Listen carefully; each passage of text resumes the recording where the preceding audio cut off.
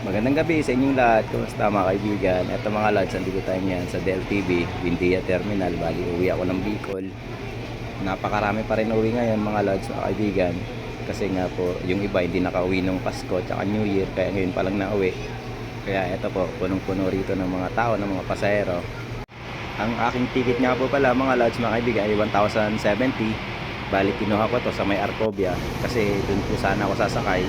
Pero ang kagandahan nga po pala mga lods, mga kaibigan, dito sa DelTV, kahit saan po kayo kumuha ng ticket at kung saan nyo gusto sumakay, pwede po kayo kumuha. Katulad nga po sa akin na dito ako nakasakay sa Buendia kasi malapit po sa trabaho ko. Pero kumuha ko ng ticket sa Arcovia, pwede po yun kahit saan pong terminal o kaya booking office nila kasi computerized naman po sila. Napakapogi at napakaganda nitong Stallion series po nila. Yan mga lads, bali na sakyan ko na po yan, na vlog ko na rin po yan. Kung may pagkakataon po kayo, baka pwede nyo pong panorin yung vlog ko po tungkol dyan sa DLTV Stallion. Ito nga po palang nasakyan ko mga lads, mga kaibigan, ay regular aircon lang. Hindi po siya katulad ng Greyhound na medyo maganda at mahal. Tapos Stallion series na pinaka magandang bus po nila. Pero ito mga kaibigan, mga lads, kung nakikita nyo, sensya na at madilim, may charging port po yan. Dito po yan sa gitna po ng kapwa pasahero nyo, kaya hindi po kayo mangangamba na malawbat yung cellphone yung dala at ano pa man ang gadget. Kasi ito mga lods, talagang may charging port po siya, USB charger, tapos isa po na type C. Kaya kung ano naman po yung klaseng cellphone nyo, talagang napakaganda, napakalupit nitong DelTV kasi kompleto yung charger nila. Ito mga kaibigan, yung unang stopover dito po yan sa may Pagbilao. Bali dito rin po napakuludo. Pasensya na po, di po ako napag-video sa loob ng bus kasi naiya po ako kasi dami na po pasero kanina pagsakay namin sa Buendia. Ito mga kababayan, mga kaibigan, bali ito po yung loob po ng bus. Napaganda po ng upuan, malawak din po yung overhead compartment niya, nakasya po yung mga bag niya.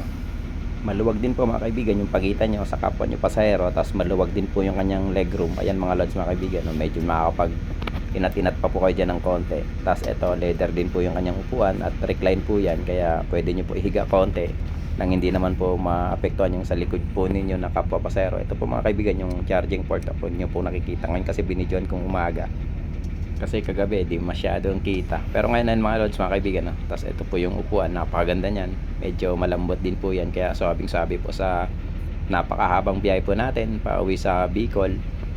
Ang isa pa mga kaibigan na nagustuhan ko rito, medyo maluwang po yung kanyang upuan. Di po kayo masyadong magkadikit ng kapwa nyo pasahero. Kaya talagang medyo makaka-relax kayo ng konti sa ganito kahabang biyahe mga lods.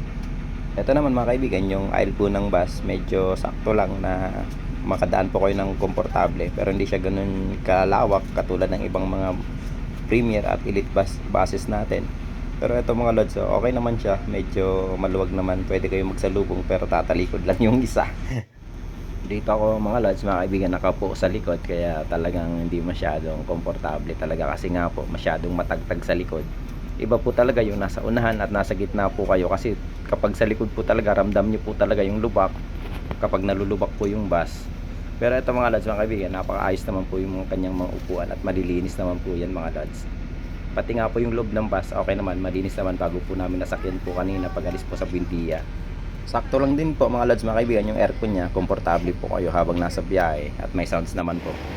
Andito na kami mga kaibigan, mga kababayan, dito po yan sa may huling stopover bago po makarating sa aming probinsya sa Albay.